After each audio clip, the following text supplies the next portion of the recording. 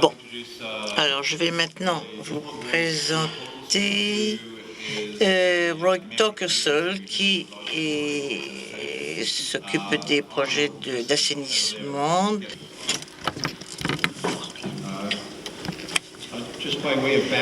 Donc, en ce qui concerne le contexte, j'ai passé 23 ans dans les zones gouvernementales de l'État de New York et j'ai travaillé au ministère des Finances et au bureau de la gestion du budget pour le gouvernement et je comprends tout à fait et précisément comment les finances de nos ministères sont utilisées. Également, pendant 17 ans, j'ai été également un banquier d'investissement.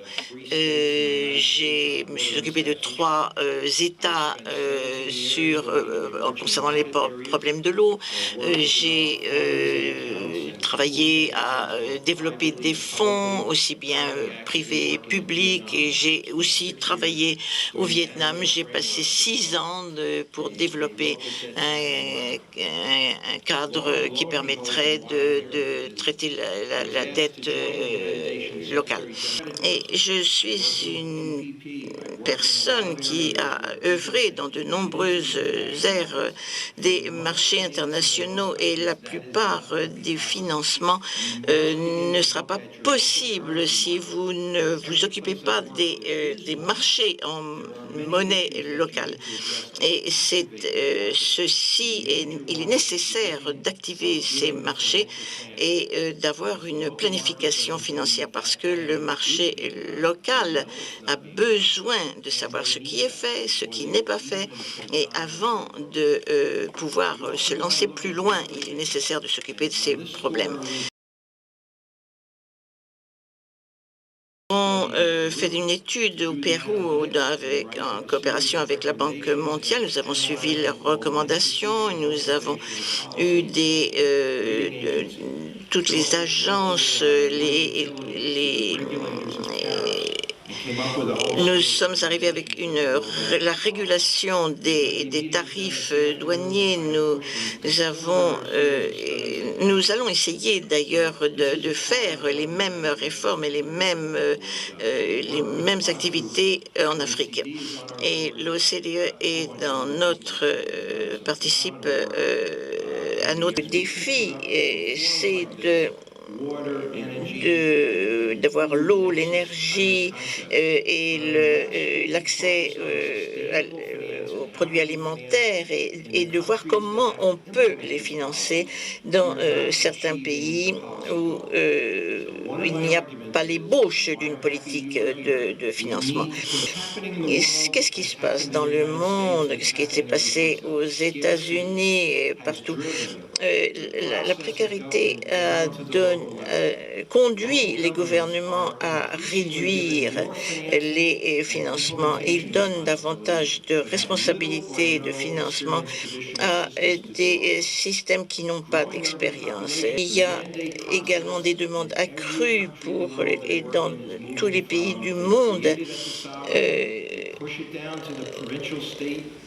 Passe d'un stade local, provincial au national. Et les budgets fédéraux sont réduits et l'accès au financement est limité.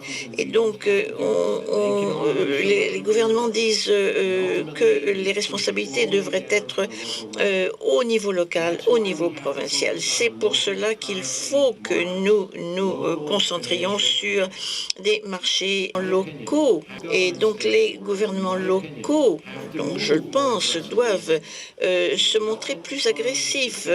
Les fonds, les banques, tous ceux qui ont une certaine expérience doivent se rencontrer avec les gouvernements locaux, les pays, pour voir comment on peut utiliser les fonds d'une façon stratégique afin de développer les techniques pour permettre une accessibilité à ces marchés. Et au Vietnam, nous avons œuvré dans des villes et je leur demandais qu'est-ce que vous allez faire pour la réhabilitation, la rénovation, et les routes devaient être faites en 15 ans. Et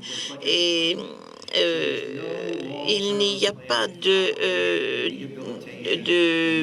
planification à long terme pour des travaux de réhabilitation. Et dans le domaine de l'assainissement, c'est encore plus déprimant. C'est un peu cela le problème des financements avec des prêts. Ceci affecte les relations à long terme. Alors, les prêts, lorsque